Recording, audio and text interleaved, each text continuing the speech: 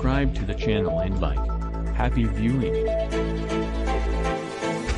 Israeli Arab lawmaker rejoins coalition days after quitting.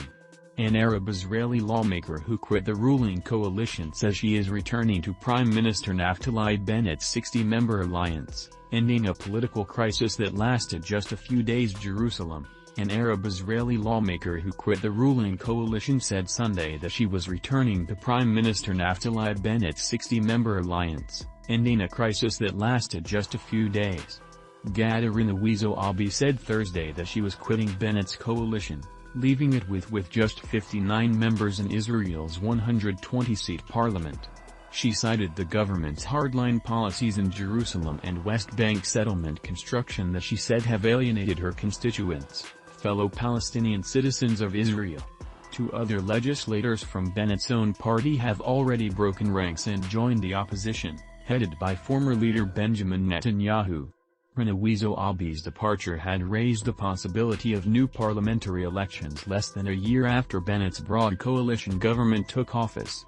But even with a 60-member coalition that's deadlocked with the opposition, passing legislation will remain difficult. Recent Israeli-Palestinian tensions, set off by several deadly Palestinian attacks against Israel and Israeli arrest raids in the occupied West Bank, and fueled by repeated clashes between Israeli police and Palestinian protesters at a flashpoint Jerusalem holy site, have shaken the coalition's stability.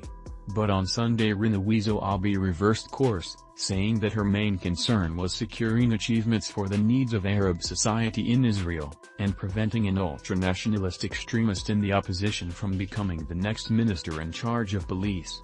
She made the announcement of her return to the coalition's ranks after meeting with Foreign Minister Yair Lapid, who wrote on Twitter that the two had an open and reasonable conversation about the real needs of Arab society and put aside their disagreements.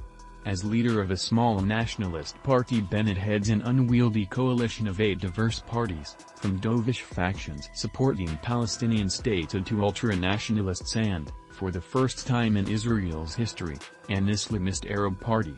They joined forces in June after 4 consecutive deadlocked elections with the aim of ousting longtime Prime Minister Benjamin Netanyahu, who is on trial for corruption.